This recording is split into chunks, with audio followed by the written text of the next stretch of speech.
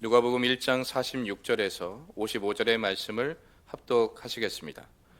마리아가 이르되 내 영혼이 주를 찬양하며 내 마음이 하나님 내 구주를 기뻐하였음은 그의 여종의 비천함을 돌보셨음이라.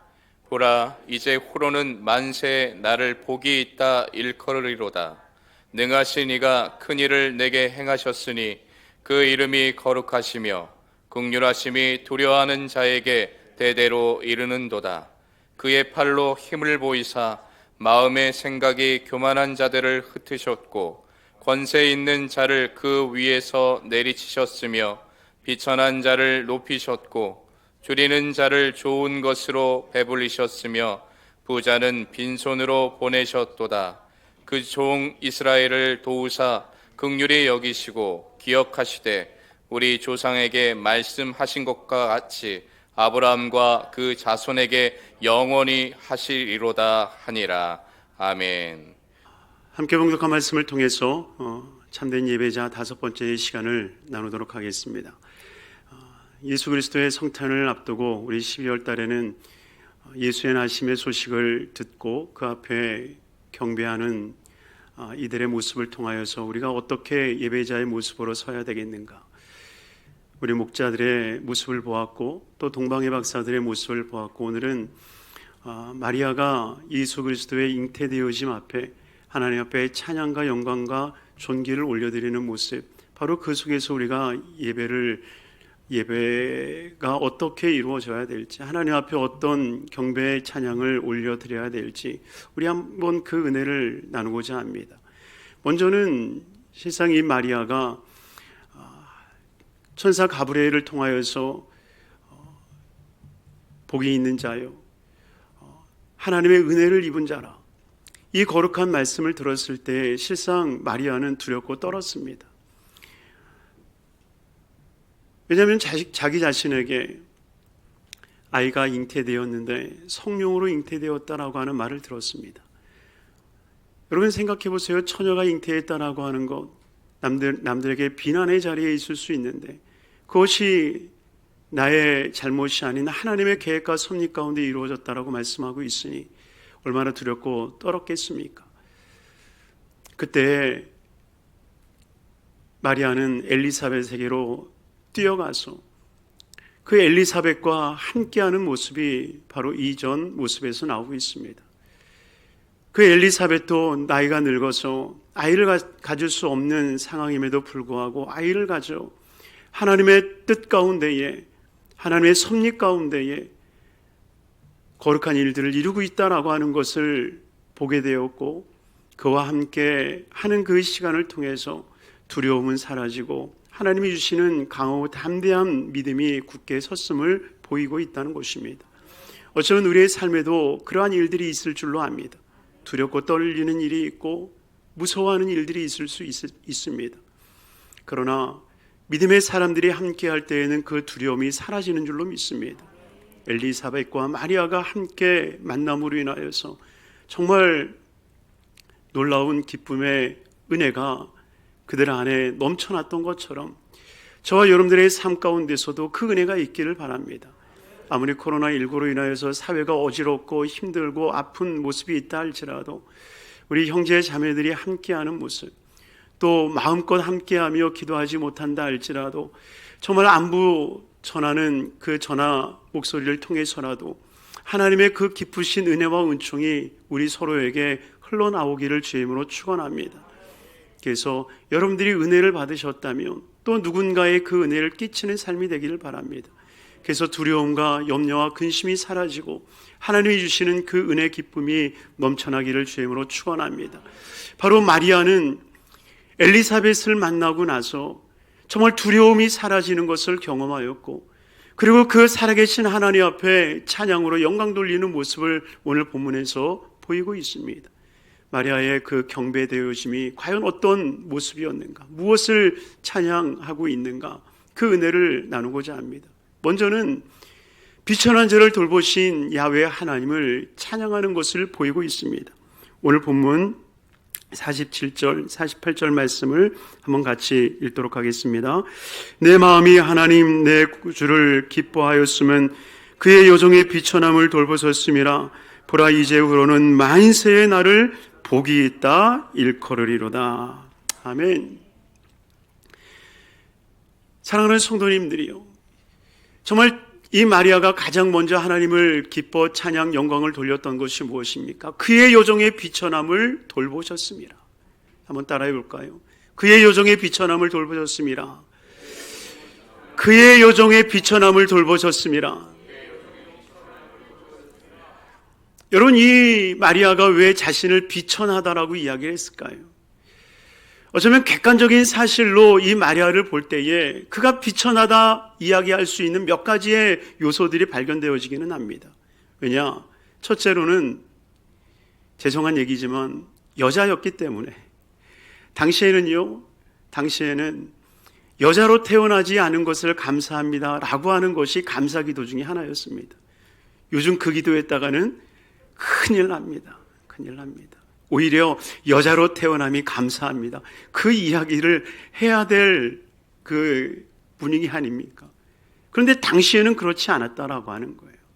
여자가 그렇게 지금과 같은 존중되어짐이 없었기 때문에 여인으로 태어났다라는 그 자체만으로도 굉장히 큰 부담의 삶을 안고 살았던 것입니다. 나사렛에서 또한 그 여인이 살았음을 볼 때에 시장 사마리아와는 아니지만 이 나사렛 사람들에게도 한 가지 오명을 입은 것 중 한 가지는 뭐냐면 이방의 피가 섞였다라고 사람들이 여겨왔다라고 하는 거예요. 사마리아 같이 완전히 이스라엘 백성들에게 정말 상종하지 못할 개와 같다라고 하는 여김을 받지는 않았지만, 그래도 나사렛에서 무슨 선한 것이 나겠느냐? 결코 혈통을 이루지 못했던 곳이 바로 나사렛이었다라고 하는 것입니다.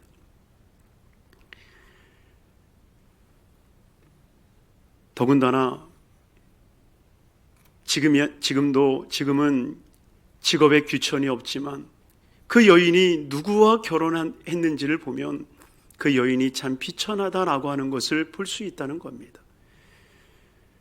당시의 목수는 목자와 같이 가장 낮은 자의 직업 중 하나였던 것으로 알려지고 있습니다. 그러니 이 여인이 비천하지 않겠습니까? 비천하다 말할 수 있지 않겠습니까?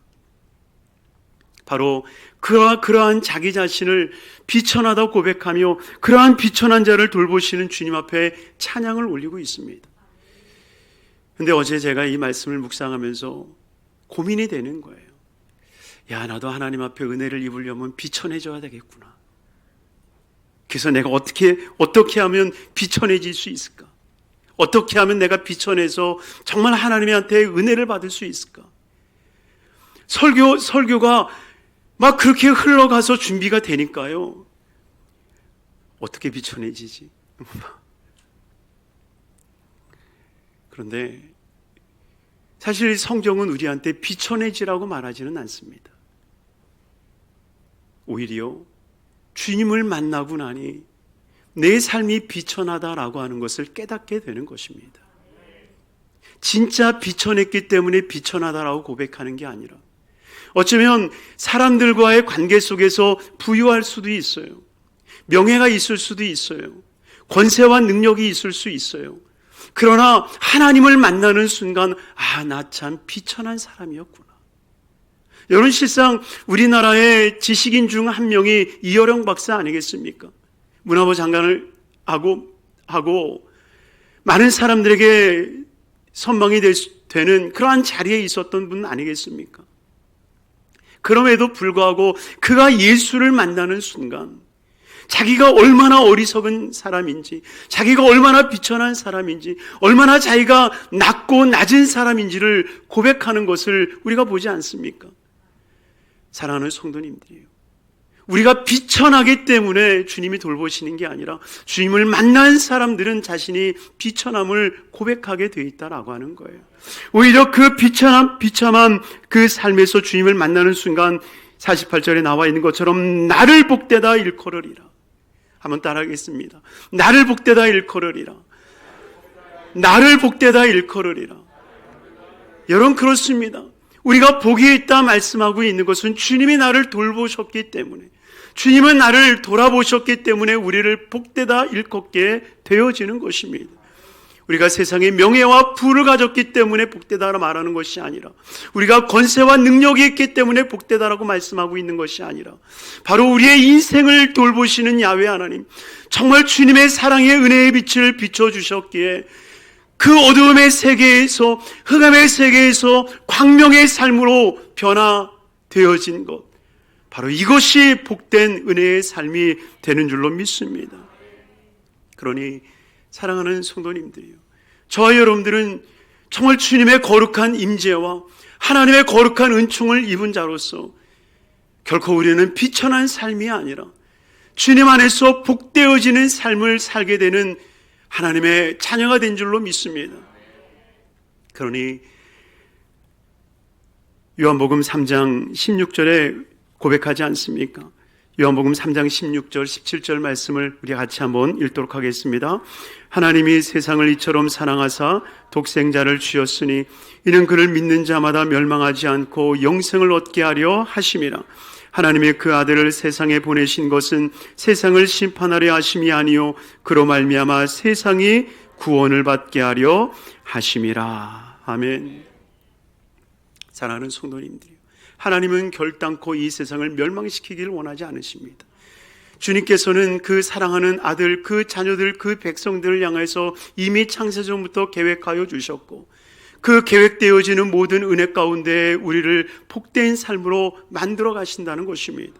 그러니 하나님의 계획이 있는 모든 사람들은 복된 인생입니다. 아무리 세상으로 보았을 때 비천한 자 같다 할지라도 참으로 우리는 복된 사람인 줄로 믿습니다.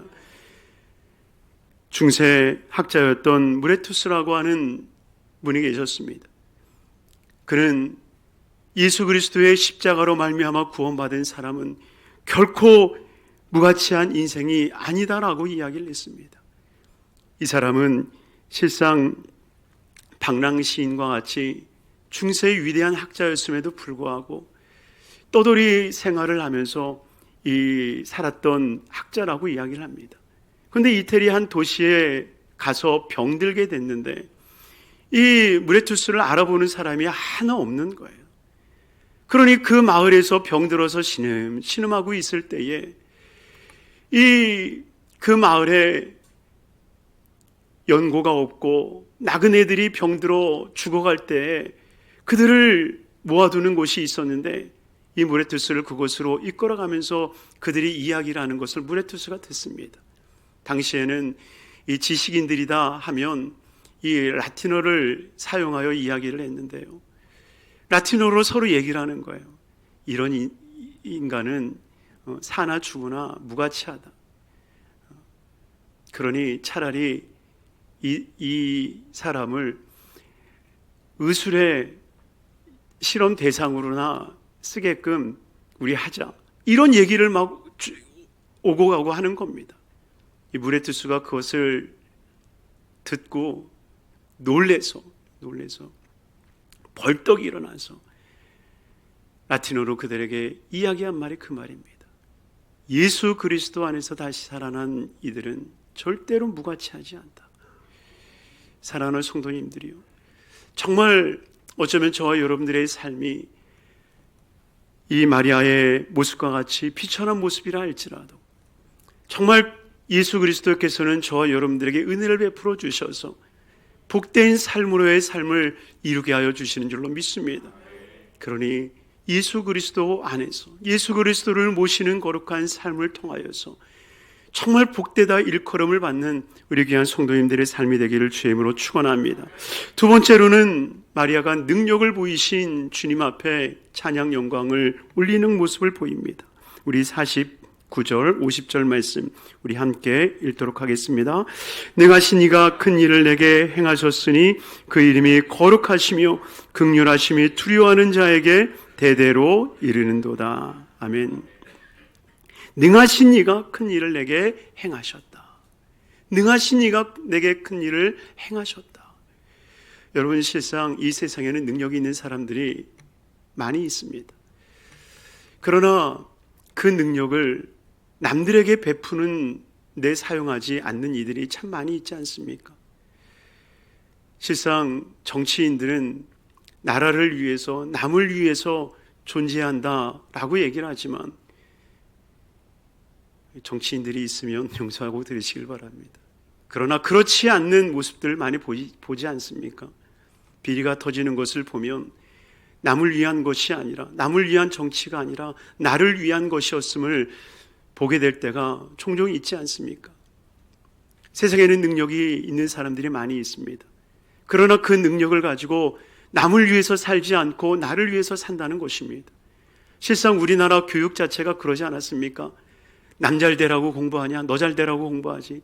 이 말을 어렸을 때부터 듣고 자란 세대들 아니었습니까? 왜 열심히 노력해야 되냐? 너 잘 되라고 그러지 남 잘 되라고 하느냐? 다 자기가 잘 되라고, 자녀 잘 되라고, 자녀가 잘 먹고 잘 살라고 어쩌면 그 교육을 받고 있었던 우리였기 때문에, 어쩌면 우리가 잘 되는 그 이유 목적은 나를 위한 것이었다는 겁니다. 내 가족만을 위한 것이었다는 것입니다. 그러기에 이 세상은 능력이 있음에도 불구하고 그 능력을 통해서 남을 유익하게 하거나 남을 복되게 하는 일들이 결코 없다라고 하는 것입니다. 그러나 오직 예수 그리스도께서는 하늘과 땅에 있는 모든 능력과 권세를 통하여서 바로 저와 여러분들을 복되게 하여 주시는, 저와 여러분들을 참으로 은혜의 삶을 살아갈 수 있는 삶으로 이끌어 가시는 줄로 믿습니다. 바로 이것이 능하신 이가 큰 일을 내게 행하셨다. 여러분, 이것이 복된 일 아니겠습니까? 능하신 하나님께서 내게 그 일을 행하셨다는 거예요. 여러분, 이것이 복음인 것입니다. 내게 복음의 기쁨이 들려지는 것은 주님이 내게 일을 행하셨기 때문에 그렇습니다. 부디 하나님께서 저와 여러분들에게 일을 행하시며 그 일을 행하시는 역사와 기적을 우리 모든 성도님들의 삶 가운데 이루어지게 되기를 주님의 이름으로 축원합니다. 그 일들이 구체적으로 51절로부터 시작하여서 53절에 나오지 않습니까? 우리 한번 읽도록 하겠습니다. 51절, 그의 팔로 힘을 보이사 마음의 생각이 교만한 자들을 흩으셨고, 52절, 권세 있는 자를 그 위에 내리시었으며 비천한 자를 높이셨고, 53절, 줄이는 자를 좋은 곳으로 배불리셨으며 부자는 빈손으로 보내셨도다. 주님께서 행하신 이 일들에 대해서 어떤 학자는 3대 혁명이라고 하는 것을 봤어요. 51절은 그의 팔로 힘을 보이사 마음의 생각이 교만한 자를 흩으셨다. 바로 이것은 도덕의 혁명이었다는 거예요. 교만한 자들을 물리치고 정말 하나님 앞에 겸손하게 무릎을 꿇을 수 있는 그 거룩한 혁명. 52절에 권세 있는 자를 그 위에서 내리치셨다. 세상의 모든 권세 잡은 자들을 멸하시고 오직 하나님께서 그 모든 백성들을 긍휼과 자비를 베푸심으로 말미암아 모든 인생이 평등하고 모든 인생이 하나님 안에서 존귀하다라고 하는 것을 보이신 것, 바로 이것이 주님의 역사라는 것입니다. 그리고 53절에 줄이는 자를 좋은 곳으로 배불리게 하셨다. 바로 경제적 혁명이라는 것입니다. 그래서 주님은 도덕적 혁명을 통해서, 사회적 혁명을 통해서, 경제적 혁명을 통해서 정말 이 세상을 하나님의 거룩한 나라로 변화시키는 은혜를 허락해 주셨다는 겁니다.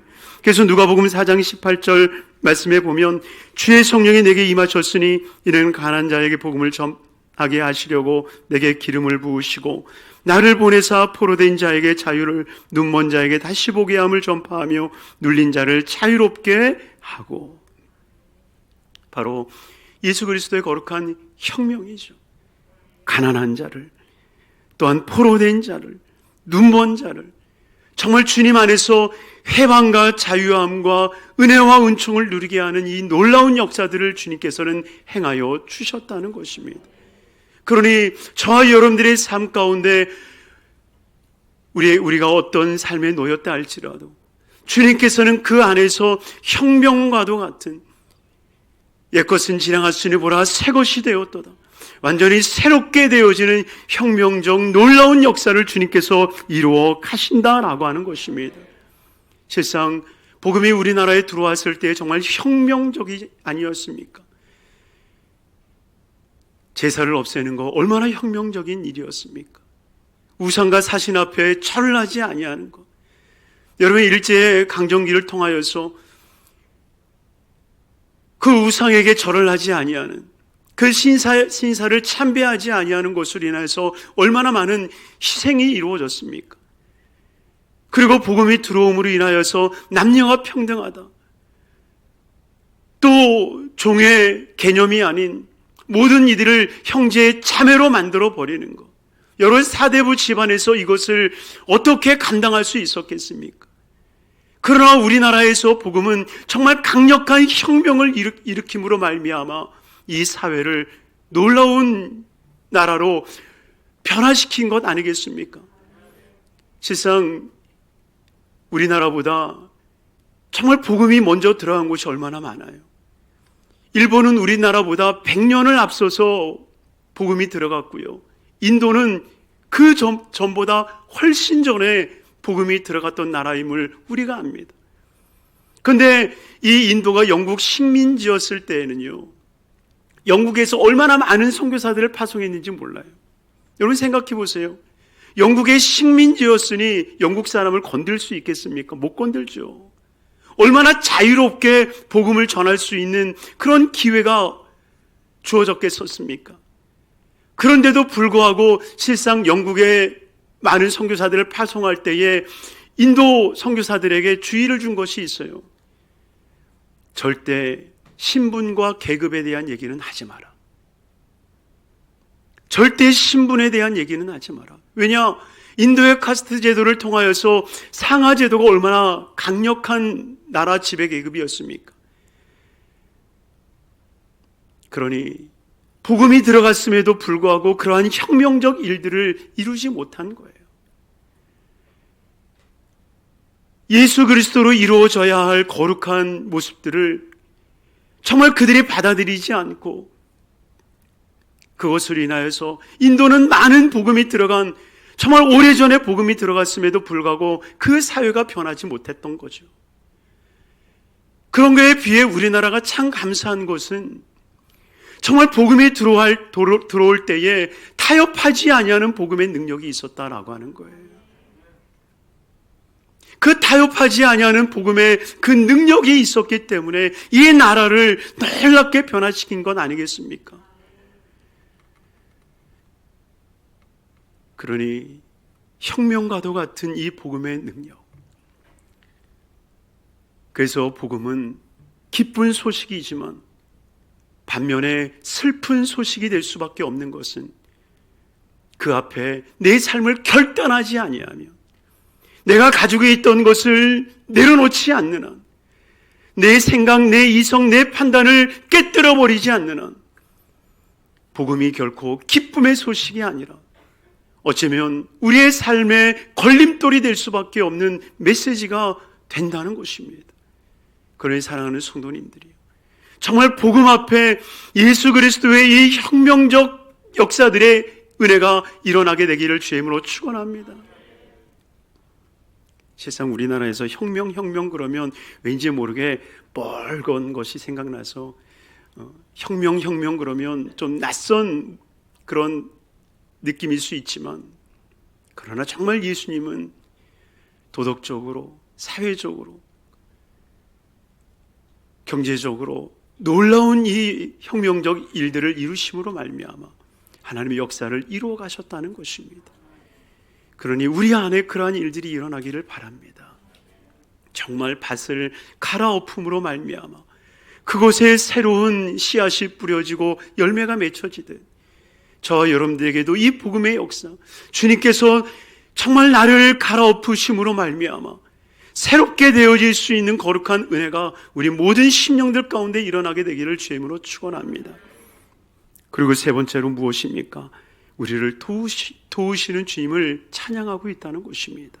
54절 말씀 우리 함께 읽겠습니다.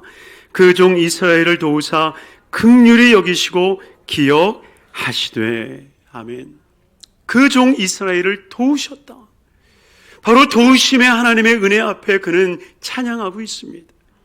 도우시는 은혜를 우리가 말한다면 이 밤이 새도록 주님의 도우심을 어찌 다 말할 수 있겠습니까? 주님의 도우심은 정말 우리의 시작이요 우리의 끝인 줄로 믿습니다. 88년도 올림픽을 경험했던 분들은 아마 칼 루이스가 누군지를 잘 아실 것입니다. 미국의 육상 선수로서 많은 사람들에게 존경을 받는 사람입니다. 세상에 칼 루이스가 이 육상 선수가 아니라 축구 선수가 되려고 그렇게 애를 썼는데 축구 감독이 넌 안 돼, 넌 안 돼. 네가 축구 선수 되면 많은 사람들이 비웃을 거야 라고 하는 이야기를 듣습니다. 얼마나 낙심이 되겠습니까? 그런데 그 가운데 포기되어지지 않고 육상 선수로 전환을 했는데 또 고등학교 때 부상을 당함으로 인해서 그 운동선수의 그 생명이 끝났다라고 다들 이야기했다고 합니다. 그런데 너무나도 감사한 것은 정말 그런 위기들 앞에 누가 힘이 됐느냐? 바로 믿음의 사람들이 힘이 됐다는 거예요. 그래서 힘을 내서 다시 육상을 하면서 대학에 진학을 했는데 대학 연합 이 대회 가운데에 한 예배에 참석하게 됐습니다. 그런데 그 예배 가운데 정말 예수님을 인격적으로 만난 거예요. 인격적으로 만난 거예요. 그 인격적 예배를 통해서 정말 변화되기 시작했는데요. 정말 그때로부터 하나님께서 그를 도우심을 통하여서 미국이 그를 기억하는 정말 육상 사관왕의 영광을 3회인가요? 올림픽 2회인가요?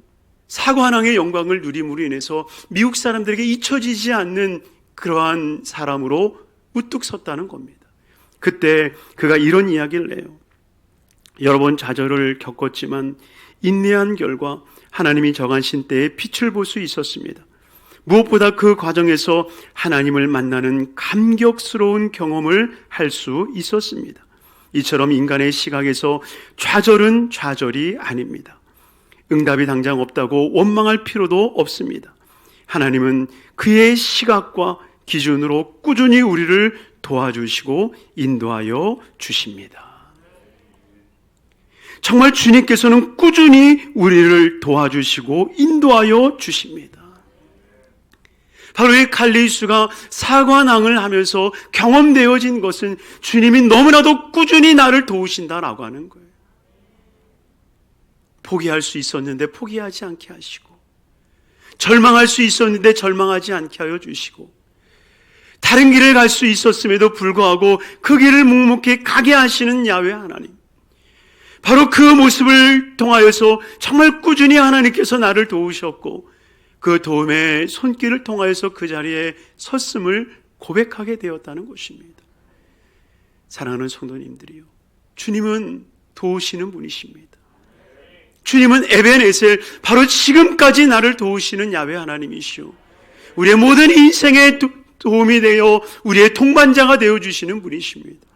그러니 여러분들의 인생 가운데 어렵고 힘든 일이 있으면 그 누구에게 달려가는 것이 아니라 만군의 야훼 하나님, 오직 우리를 위해서 십자가를 지신 예수 그리스도 앞에 나아가는 삶이 되기를 바랍니다. 예수 그리스도 앞에 도움을 청하시기를 바랍니다. 예수 그리스도 앞에 문제를 내려놓기를 바랍니다. 예수 그리스도 앞에 지혜를 구하기를 바랍니다. 예수 그리스도 앞에 도움을 청하시기를 바랍니다. 예수 그리스도께서 우리에게 능력의 팔을 펼쳐주시사 우리를 강력한 힘으로 우리를 이끌어 가시는 은혜를 베풀어 주실 줄로 믿습니다. 힘이 없는 인생의 방백들을 의지하는 것이 아니라, 방백들을 의지하여 곤두박질 치는 것이 아니라, 오직 만군의 야훼 하나님 그분을 신뢰하며 나아가는 저와 여러분들이 되기를 바랍니다. 주님은 우리를 도우시는 거예요. 그 도우심의 구체적인 방법이 나오지 않습니까? 긍휼히 여기시고 기억하셨다. 사랑하는 성도님들이요, 우리는 잊어도 주님은 기억하시는 분이십니다. 우리는 하나님의 말씀을 매일같이 읽지만 매일같이 예배를 드린다, 예배를 드리며 하나님의 말씀을 듣지만, 그러나 그 말씀이 하루도 지나기 전에, 한 시간도 지나기 전에 우리는 그 말씀을 잊어버린 채 절망과 아픔 가운데 살아가지 않습니까? 그러나 예수 그리스도는 그것을 잊지 않으신다는 거예요. 실상 마리아가 요셉과 정혼을 하고 그리고 아들 예수 그리스도를 낳습니다. 근데 여러분, 얼마나 감격스러운 것은 그 예수 그리스도의 족보가 거슬러 올라가면 누굽니까? 다윗이 나오고, 다윗을 거슬러 올라가면 누가 나옵니까? 아브라함이 나오는 거예요. 이 말은 요셉은 왕족이었다는 겁니다. 우리 어머니도 종종 그런 얘기해요. 재명아, 나는 왕족이다. 우리 김씨 가문 보면 나는 왕족이었다. 이런 얘기 가끔 하셨거든요. 여리 요셉은 왕족이었습니다. 다윗의 직통, 이 혈통을 가진 왕의 후손이었어요. 그런데 이 왕의 후손이 베들레헴 작은 마을에서 살았던 이유가 뭐였을까요? 역사적으로 거슬러 올라가 보면 실상 바벨론으로 인하여서 이 포로로 잡혀갔을 때에 많은 사람들을 포로로 끌어갔지만, 그러나 왕족들은 암암리에 다 처형을 했습니다. 그래서 자기가 다윗의 후손이라고 하는 것을 밝히 말하기가 두려웠던 때였습니다. 어쩌면 요셉도 자기가 왕족이라고 하는 것, 특히 성경을 통해서 하나님께서 다윗의 후손을 결코 잊지 아니하시고 세우시겠다라고 하는 그 약속 때문에 이방인들도 그것을 알았기에 그 후손들을 멸하는 것이 제1차 관문이었다는 겁니다. 그러니 요셉은 왕족이었음에도 불구하고 왕족이라 내놓지 못하는 삶이었을지 몰라요. 그래서 숨어 살았을지 모릅니다. 자기가 다윗의 자손이라고 얘기하지 못했을지 모릅니다. 그래서 가장 천한 목수의 직업을 선택해 남들 눈에 튀지 않는 삶을 살았을지 모릅니다. 그러나 하나님은 그를 기억하시는 거예요.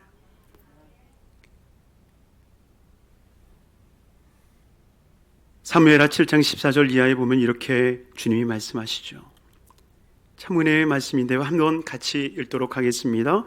나는 그에게 아버지가 되고 그는 내게 아들이 되리니 그가 만일 죄를 범하면 내가 사람의 매와 인생의 채찍으로 징계하려니와 내가 내 앞에서 물러나게 한 사울에게서 내 은총을 빼앗은 것처럼 그에게서 빼앗지는 아니하리라. 내 집과 내 나라가 내 앞에서 영원히 보존되고 내 왕위가 영원히 경고하리라 하셨다 하라. 아멘.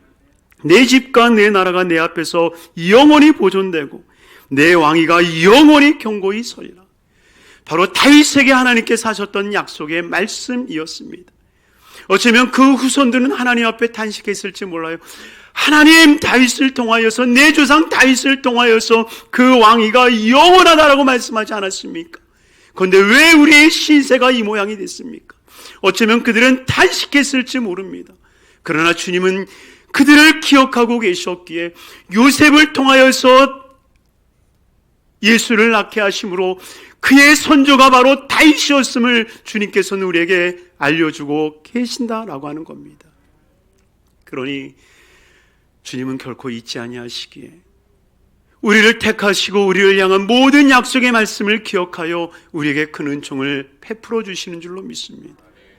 그러니 기억하시는 야훼 하나님, 우리를 양으로 부르셨고 우리를 백성으로 부르셨고 우리를 자녀로 부르신 주님, 그리고 그 약속에 서린 모든 것들을 우리에게 이루어 주시는 주님, 바로 그 주님, 그 도움을 받으며 거룩하고 복된 은혜의 삶을 살아가는 우리 모든 성도님들의 삶이 되시기를 주님의 이름으로 축원합니다. 우리 마음에 손이 있는 분들은 가슴에 손 얹으시고 아픈 분들은 앞에 손 얹으시길 바랍니다. 위하여 기도하겠습니다. 사랑하나 충만하신 아버지 하나님 감사합니다. 하나님의 사랑하는 백성들이 아버지 하나님 많은 문제들과 질병들을 가지고 주 앞에 나왔나이다. 아버지 하나님 옆임을 손으로 안수하여 주셔서 아버지 안에 모든 질병들이 치료받게 하여 주옵소서. 예수의 피로 치료함 받을지어다. 예수의 피로 치료함을 받을지어다. 아버지 우리 성도님들을 긍휼히 여겨 주옵소서. 불쌍히 여겨 주옵소서. 긍휼과 자비를 베풀어 주옵소서. 내가 채찍에 맞음으로 너희가 나음을 입었다라고 하시는 거룩한 말씀을 응하여 주시옵소서. 예수의 힘으로 치료함 받을지어다. 예수의 힘으로 치료함 받을지어다. 머리부터 발끝까지 깨끗함을 입을지어다. 깨끗하게 될지어다. 깨끗하게 될지어다. 걷고 뛰며 하나님의 영광이 될지어다. 하나님의 기적이 있을지어다. 예수의 힘으로 치료함을 받을지어다. 또한 마음에 소원하고 기도하는 거 응답하여 주시고 예수의 수 믿는 인고 많아지게 하여 주셔서 진정으로 복된 삶, 은혜의 삶, 기적의 삶이 될 수 있는 거룩한 삶이 되게 하여 주시옵소서. 아버지 하나님이여 축복합니다. 가슴에 손을 꽂고 기도하는 모든 심령들마다 응답하여 주셔서 막혔던 모든 담들이 무너지게 하여 주옵시고 하나님의 크신 역사와 기적과 능력을 경험하는 복된 삶이 되게 하여 주시옵소서. 아버지 우리들 수목금 성복교회가 정말 복된 교회가 되기를 원합니다. 은혜 허락하여 주시고 정말 하나님의 영광이 하나님의 은혜가 아버지 이곳에 가득하며 그 은혜 앞에 예배할 수 있는 우리 거룩한 성도님들이 되게 하여 주옵소서. 예수 그리스도는 받들어 축복하옵고 기도드리옵나이다. 아멘.